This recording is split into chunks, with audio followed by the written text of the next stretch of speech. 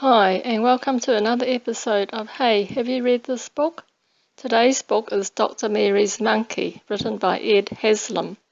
I was surprised to find this book in the public library because this book contains information that our governments don't want us to know about.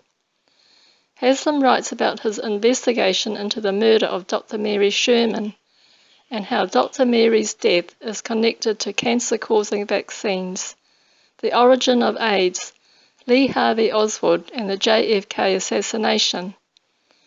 When Ed Haslam was growing up in New Orleans in the 1960s, he had heard stories from his father, his teachers, and other students about secret medical labs which used monkeys in their research. Ed's father was a doctor and biochemist who helped develop the anthrax vaccine. When Dr. Mary Sherman died in 1964, Ed's father, who had worked with Mary, was very upset. There was something about Mary's death that he knew about, but it was too dangerous for him to speak about. Mary Sherman was an associate professor at Tulane Medical School and the head of her own cancer laboratory in the Ochsner Clinic. During the 1960s, there were several outbreaks of infectious diseases among researchers who used monkeys in their labs. The monkeys did not want to be experimented on, so they fought back by biting their handlers or trying to escape. This was how monkey viruses were passed to humans. It was known then that certain monkey viruses caused many cancers. Jonas Salk started to work on a polio vaccine. His plan was to inject children with dead polio viruses. The immune system would respond by producing antibodies which would be ready to repel any live polio viruses infecting the body in the future. Laboratories began producing this vaccine for a mass inoculation beginning in April 1955. However, at the last moment, Bernice Eddy, who worked at NIH, tested the vaccine on monkeys. The monkeys became paralyzed. Eddy knew that the viruses in the vaccine were alive.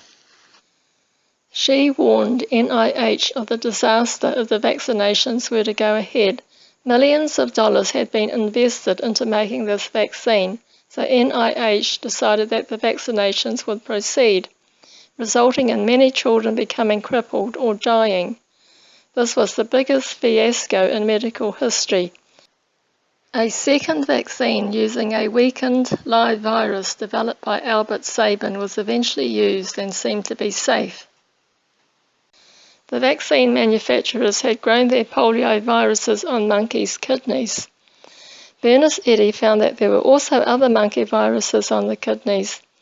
Eddy, together with Sarah Stewart, found that the SV40 virus from monkeys caused cancer when injected into mammals. When Eddy gave a talk about her research, her bosses took away her lab and prevented her from talking about her research. The vaccine contaminated with SV40 was injected into children in the US and Europe until 1963. Could it be that this vaccine caused the unexplained rise in soft tissue cancer? Dr. Mary Sherman, who was an orthopedic surgeon, was also involved in medical research. She was experimenting with a powerful machine called a linear particle accelerator to kill or weaken monkey viruses, some of which are so small that they are very hard to kill with radiation. What happens instead is that the radiation causes the virus to mutate and become more virulent.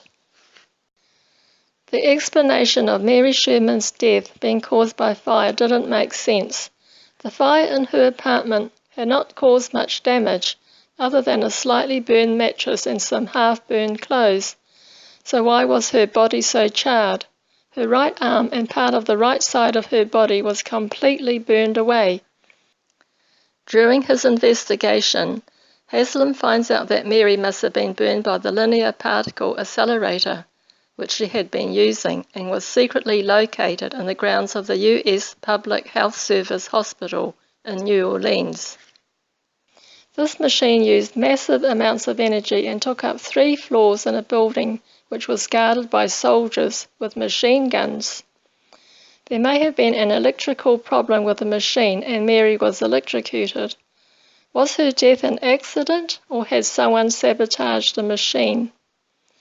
The year before Mary's death, she was working on a secret project to develop a vaccine to kill Fidel Castro. The project was directed by Dr. Oshner, a famous doctor who was the president of the American Cancer Society. Working with Mary on this biological weapon was David Ferrie, an eccentric pilot who had connections with the FBI and Mafia. Judith Ferrie Baker, a promising young cancer researcher who was recruited by Oshner, and Lee Harvey Oswald, who was employed by the CIA and was arrested for the assassination of President Kennedy. So why was the investigation into Mary's death suddenly shut down by the government? Was it because the project she was working on and the medical lab where she worked had to be kept secret from the public at all costs? Was she mutating monkey viruses to make an anti-cancer vaccine to cover up the fact that the polio vaccine given to millions of children contained cancer-causing viruses? Was it coincidence that she died when the Warren Commission was just starting its investigation into JFK's death? Mary had worked with Lee Harvey Oswald and probably knew who was really behind the Kennedy assassination, but like many other people, knew it was too dangerous to talk. You will find some answers to these complex questions in this book. AIDS has been called the worst public health disaster ever and has killed over 35 million people. But where did AIDS come from? Although Africa is the worst affected area now, in 1985, when it was still a new disease, there were 9,000 cases in the US and only 2,000 cases in the rest of the world. Could this mean that AIDS originated from a research lab in the US? Viruses were treated with radiation and re-injected into mammals. Radiation could have caused a random mutation of the molecular structure of SIV monkey virus, changing it to the HIV virus. This is a thought-provoking book, and it makes you question whether the research into developing vaccines are actually doing much good, compared to all the harm it has caused to millions of people, not to mention the terrible suffering of thousands of lab animals every year. Thanks for watching.